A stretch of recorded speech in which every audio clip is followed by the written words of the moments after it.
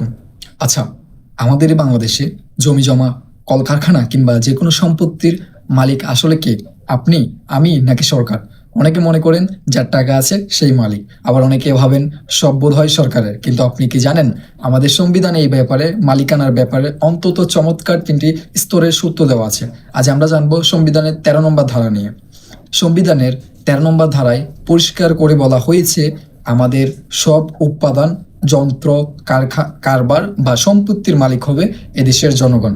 আর এই জনগণের পক্ষে মালিকানাটা থাকবে ৩টি স্তরের প্রধান রূপে। খুবই সহজ করে বুঝুন এই ৩টি স্তর কি কি?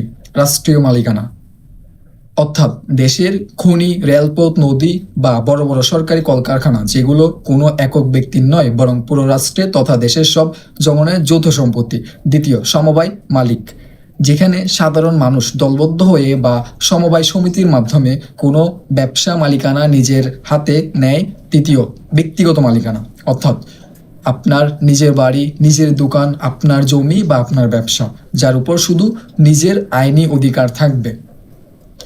অনেকে ভাবেন সমাজতন্ত্রের কথা শুনে আমাদের সংবিধানে বোধ হয় ব্যক্তিগত সম্পত্তির রাখার অধিকার নেই, কিন্তু আপনি ১৩ নম্বর ধারাটি প্রমাণ করে দেয় যে আমাদের দেশটা কতটা দূরদর্শী একটা অর্থনৈতিক মডেলে চলে।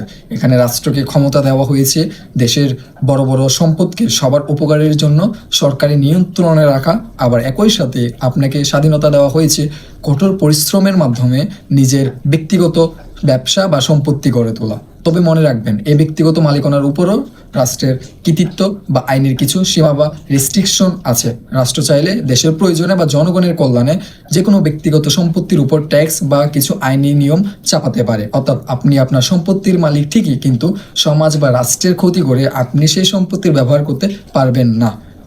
খুবই অল্প সময়ের মাধ্যমে আমরা ধারা ১৩ সম্পর্কে জানলাম, যেটি আমাদের জনজীবনে অর্থাৎ আমরা যারা সাধারণ মানুষ রয়েছি, যারা সংবিধানের সেই বইটি বুঝতে পারি না, তাদের খুবই সুন্দর উদাহরণের মাধ্যমে এই ধারাটি শেষ করা হলো। পরবর্তী ধারাতে আমরা জানবো ধারা ১৪ সম্পর্কে।